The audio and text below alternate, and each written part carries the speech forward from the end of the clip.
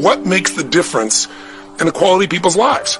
Why is it so many people have big dreams, but such a small number of people ever make those dreams a reality? And for those that do make it a reality, what is it that gets them not only to follow through, but then to enjoy what they have? I don't know if you've ever had the experience of achieving something that you've always wanted, and then afterwards thinking to yourself, is this all there is?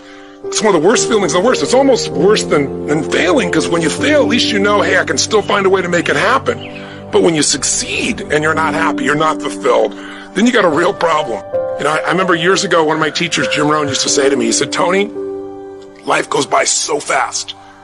He said, you know what, it'll be like that, and it'll be 10 years, it'll be 5 years. And I found in my life it's been true. You look back on what you think a long time is, it changes real quick. And the best way to have the future you want is to design it now. I tell people very often, 5 years from now, you're going to arrive someplace. The question's where? And you're going to become somebody. And the question is, who? Who are you going to be? What are you going to be about? What are the things that control every thought, every feeling and emotion of your life? If you ever wanted to make a change, you wanted to lose weight, you wanted to transform your relationship, you wanted to make a shift financially in your life, and you found yourself making progress but pulling back, or never really even getting started, just being excited about it for a while, talking about it but not really following through, then there's something there, something that affects the way you follow through, something that affects the quality of your life. And I'm here to tell you there's two things that control everything in your life. Every thought, every feeling, every emotion, every action you have in your life. What you're wearing today, whether you're going to turn this off within a few minutes or whether you're going to stick with me here for 2 or 3 minutes, is all controlled by two things: your beliefs and your values. Whatever you believe, if you think life is just a waste of time, doesn't matter what you do, or you're big boned, then obviously you're not going to go for it. You're not going to try to lose weight. You're not going to go push for that next level of your career or your finances or your relationship or anything else. Beliefs control us, but so do our values. Some people, value just kicking back. Some people value making it happen. Some people value their family the most. Some people value love. But you know what the real challenge is? We have values in conflict. When you really want to make a difference in the world, or you really want to do well for your family, or you really want to do well financially, but simultaneously, you don't want to upset anybody. You want to be totally honest, and you want to make everybody happy. When we have conflicts between what we want and what we think we can have, or, you have a goal of what you really want to make happen, but then you have this other belief inside that says, this damn stuff never does work. Those inner conflicts are what keep people from using all of their energy. It's kind of like taking 2 steps forward and 3 steps back.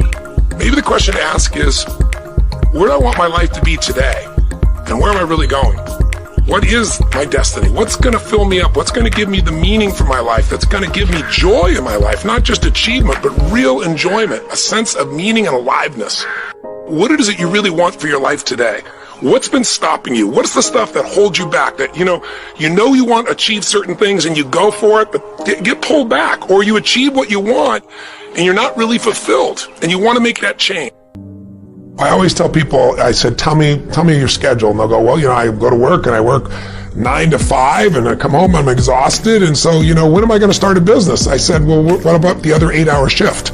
Because that's what I did, right? I had to be able to work from 8 to 5 in a normal job, and then I started working as a janitor because I worked my own hours in the middle of the night. But I worked 8 to 5, and literally I'd come home, I'd get a bite to eat, and then I'd start my work at 6 p.m., 6:30 p.m., and I go from 6:30 to 2 a.m., and I'd get another 7-8 hours in, and that's how I built everything in the beginning. That's honestly what's required, and to not do that is to cheat yourself, because in the end, what we get will never make us happy. I don't care how many stars on your chart, how many Academy Awards, how much money you make.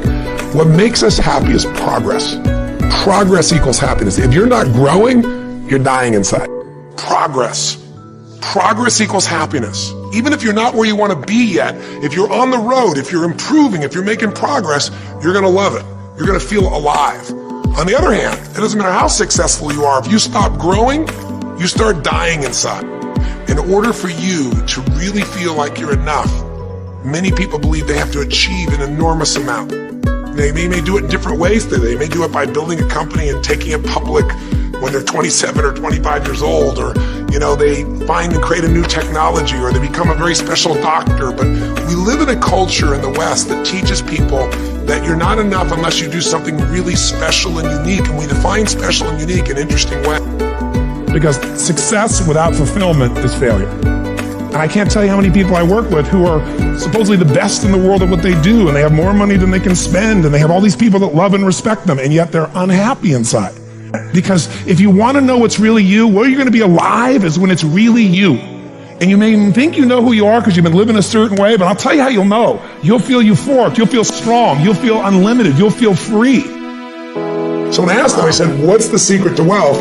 His response when he touched me, he goes, you know it, you teach it. I said, what's that? He said, gratitude. And I said, why do you say that? He said, because if you got $1 billion and every day you live pissed off and frustrated, the quality of your life is called pissed off and frustrated. Right. But if you have nothing, but you're euphorically grateful for whatever you have, you're the richest person that you're going to. The toughest times in your life sometimes provide you with the real resources to change your life.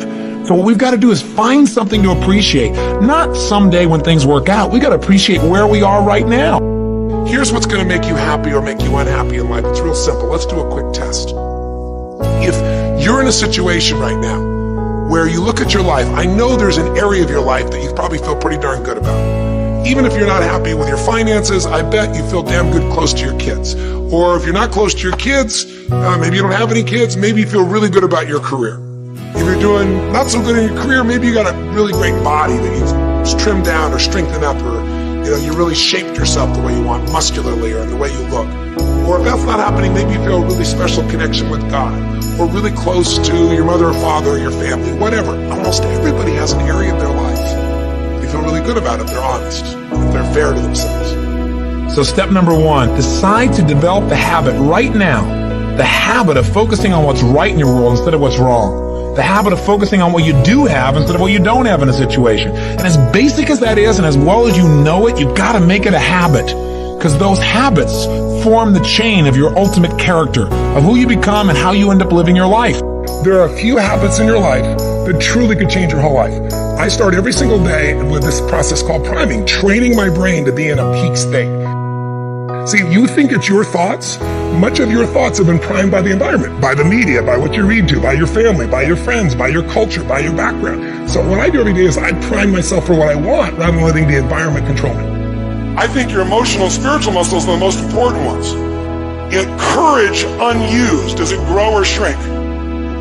Which one? Faith unemployed, unused, does it grow or diminish? Diminishes. Passion unexpressed, does it expand or shrink? So the most important muscles that change your life are those mental, emotional, spiritual muscles. You begin to understand that it doesn't matter what happens in your life, you are more than any moment. There's no challenge you can't face and overcome. The events of our lives don't control our lives, our decisions do. Here's the belief I'd like you to try on. I don't need an excuse to feel good. What if I don't need an excuse to feel good? I can just feel good for no good reason. Now notice when I first said it, you guys are kind of quiet, processing it, like, I don't need a reason to feel good? Oh, how do I know to feel good? Some people see that sounds really naive. Really, most people don't need a reason to feel bad. How's it going? Feel like crap. How come? Woke up. And people go, I understand. What if you went to somebody and said, how's it going? They go, I feel so great. How come? I don't know. I just feel good. You go, take that guy to the psychiatrist. Right? They're manic. They're crazy. But somebody else who's depressed and angry and frustrated, you think that's totally normal. That's the cultural hypnosis that we've all been in, no matter what country we live in. The first thing I believe you got to do to turn yourself around is really take control of your mind. Or specifically, you got to feed and strengthen the mind. The mind is an interesting place, isn't it? I mean, fear can take us over. Uncertainty kind of unleashes all these thoughts that make us start to believe very often that things will always be bad, that we'll never be able to turn it around, or that we don't have the capability. It's just the nature of those inner voices that everybody feels at times. Now, maybe you're not feeling it right now, but I'm sure there are times that you have. What if I look at this differently? What if I look at what have I done in my life during my most difficult times? And this might be useful for you too, to kind of look at your own life and say, when I was in the toughest times and I was able to pull myself through, how did I do it? What were some of the elements that made the biggest difference in your life when you did those turnarounds, when you made it through whatever was your toughest time? If you and I, we stop the suffering by having one new belief. Here's what I believe in my soul. Life is always happening for us, never to us. We think it's happening to us because of our minds, but it's all happening for us, even the pain, even the disappointment, even the problems.